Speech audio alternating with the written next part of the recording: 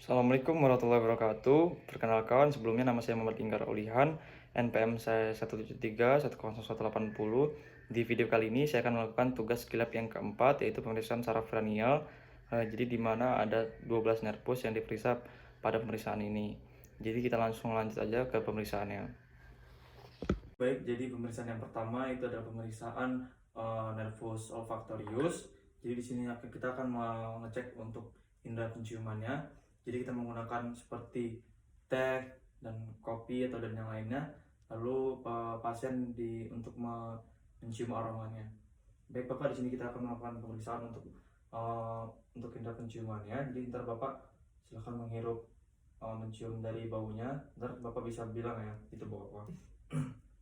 Jadi ntar coba pertama Bapak ada pilek nggak? Enggak ada. Lagi ada mampet nggak hidungnya? Enggak ada. Coba bisa digini nggak? Tidak ada sumbatan ya? Enggak ada. Bisa minta tolong pejamkan matanya Pak? Nanti saya kasih ini, tolong dihirup Pak ya, cium ya. Ntar disebutin baunya apa? Bau apa Pak? Kopi. Oke. Itu lagi Pak ya. Ini Pak. Teh. Oke, baik.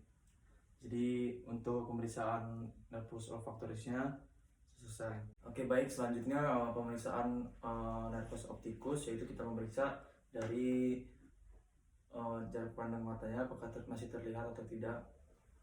Baik Bapak, nanti Bapak bisa menutup sebagian sebelah matanya seperti ini, lalu lihat yang saya gerakan ini apakah masih terlihat atau tidak ya Pak. Baik Bapak, bisa lakukan tutup mata sebelah. Oke Bapak, apakah masih terlihat Bapak? Masih. Masih. Oke, untuk yang mata sebelahnya Pak, tolong ditutup.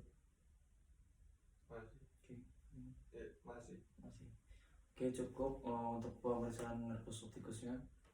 Oke, baik, yang selanjutnya kita akan memeriksa untuk saraf yang nervus yang ketiga, yaitu oculomotoris, dan nervus yang keempat trochlearis, dan nervus yang keenam abdusen. Jadi dari pemeriksaan ini itu meliputi gerakan bola mata dan refleks pupil, lalu dan akomodasi pupil. Baik Bapak, nanti tolong ikutin benda yang saya gerakan ini, baik ke kanan atau ke atas atau ke bawah atau ke kiri Pak ya. Di sini kita melihat gerakan dari bola mata. Baik Bapak, cukup Bapak. Lalu yang kedua kita melihat untuk refleks pupilnya. Apakah terjadinya miosis?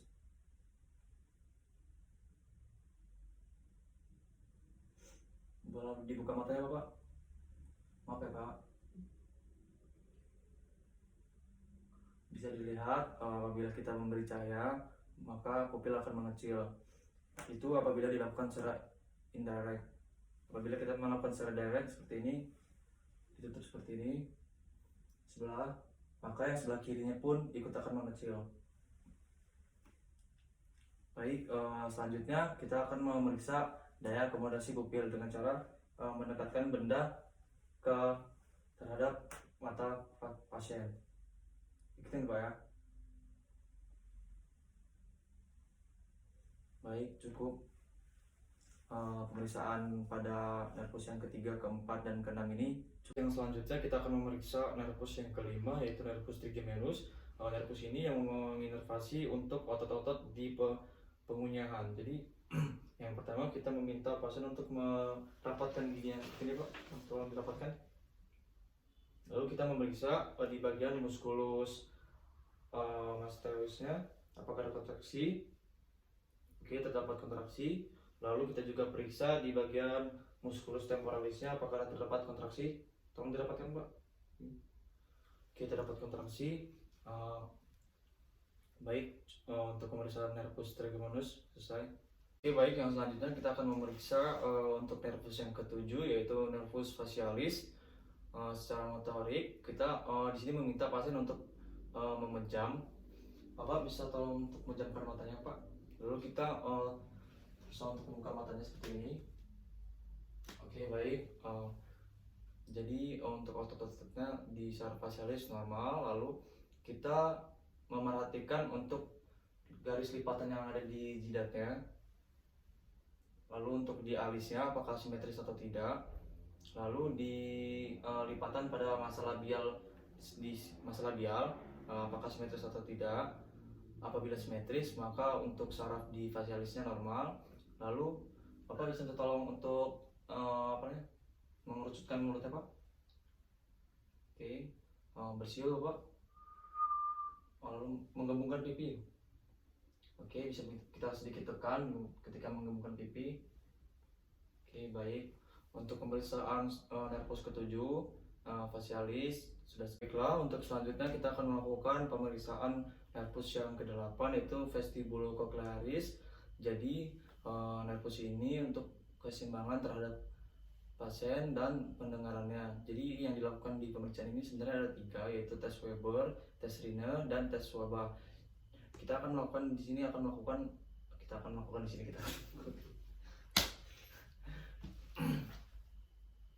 Oke, baiklah. Selanjutnya kita akan melakukan pemeriksaan terhadap nervus yang ke-8 yaitu vestibulocochlearis. Jadi di nervus ini untuk keseimbangan dan pendengarannya. Sebenarnya yang dilakukan pada pemeriksaan ini ada 3, yaitu tes Weber, tes Rine, dan tes Swaba. Di sini kita akan melakukan tes Swaba saja. Jadi tes Swaba ini kita akan menilai pengantaran suara melalui udara. Apakah pasien bisa mendengar? Apakah ada perbedaan di salah satu kupingnya? Baik Bapak, nanti tolong bisa didengar suaranya. Misalkan ada perbedaan suara kuping kanan atau kiri bisa dijelaskan ya Pak ya. Pak, apakah terdengar Bapak? Terdengar. Apakah ada perbedaan? Tidak. Oke, baik. Untuk pemeriksaan tes swaba di nervus vestibulocochlearis ini selesai. Baik, selanjutnya kita akan melakukan pemeriksaan pada saraf yang 9 yaitu glossa pharyngeus, dan nervus yang ke-10 yaitu nervus vagus. Jadi dalam pemeriksaan ini ada 3 hal yang dinilai, yaitu refleks menelan, lalu ada letak ovula, dan refleks muntah. Baik, yang pertama kita akan melakukan untuk refleks menelannya. Baik Bapak, ini ada air, bisa untuk minta tolong ditelan ya Pak. Jadi kita melihat dari refleks dari jakurnya apakah normal. Bila normal berarti nervus ini berjalan dengan baik atau normal. Cukup Bapak. Selanjutnya kita menilai dari posisi ovulanya. Kita melihat menggunakan cahaya. Bapak bisa buka mulutnya yang lebar. Bedanya keluarin. Terus teriak A gitu kan. Kita melihat menggunakan cahaya apakah posisi ovulanya ada di tengah. Oke, baik, posisi ovulanya ada di tengah. Lalu kita melihat atau menilai dari refleks muntahnya apakah normal atau tidak ketika kita memasukkan benda di mulut pasien. Oke, baik, untuk pemeriksaan dari nervus yang ke-9 dan ke-10 ini cukup. Oke, baik, selanjutnya kita akan memeriksa nervus yang ke-11 yaitu nervus aksesoris. Terdapat 2 muskulus yang diperiksa, yaitu muskulus pleidomastoideus dan muskulus trapezoideus. Jadi untuk muskulus pleidomastoideusnya kita pemeriksa meminta pasien untuk menengok ke satu arah. Baik Bapak, bisa kepalanya untuk menengok ke sebelah kanan. Nanti ditahan ya Pak ya ketika saya mencoba buat menggerakkannya. Baik Bapak, ditahan. Oke, untuk ininya normal. Lalu kita melihat di bagian muskulus pleidomastoideusnya apakah ada kontraksi. Oke, ada kontraksi. Lalu yang selanjutnya sudah Bapak, tolong dilihatnya. Baik, untuk selanjutnya kita menilai dari muskulus trapezoidusnya di bagian bahunya apakah simetris atau tidak. Oke, simetris. Lalu kita meminta pasien untuk agar mengangkat bagian bahunya, lalu kita menahannya. Baik Bapak, bisa untuk mengangkat bahunya. Oke, cukup. Cukup untuk pemeriksaan pada nervus yang ke-11 ini cukup. Dapat untuk yang terakhir kita akan melakukan pemeriksaan pada nervus yang ke-12 yaitu nervus hipoglossus. Pada nervus ini menginervasi pada bagian bawah lidah. Jadi kita fokus pada fungsi lidahnya. Ya, ada dua tahapan yang kita mau. Yang pertama, kita meminta pasien untuk membuka mulutnya. Bapak bisa minta tolong untuk buka mulutnya. Bisa yang lebar, Pak, tolong. Kita dapat menilai apakah posisi lidah di tengah atau di pinggir, sebelah kiri atau sebelah kanan. Jika untuk lidahnya tidak terdapat di tengah, maka terjadi paralisis. Lalu yang tahap kedua, kita melakukan menyuruh pasien untuk menjolorkan lidahnya. Bapak bisa untuk menjolorkan lidahnya, Pak? Dikeluarkan, agak dikeluarkan lagi. Lalu kita dapat melihat juga untuk posisi dari lidahnya apakah normal di tengah atau di sebelah kanan atau kiri. Oke, baik Bapak, cukup. Untuk apabila terjadi paralisis ketika posisi lidah itu mengikuti lesinya. Apabila lesinya di sebelah kanan, maka posisi lidah juga di sebelah kanan. Apabila lesinya di sebelah kiri, posisi lidah juga di sebelah kiri. Baik, cukup untuk pemeriksaan saraf kranial pada video kali ini sudah dilakukan semua dari nervus 1 sampai nervus 12.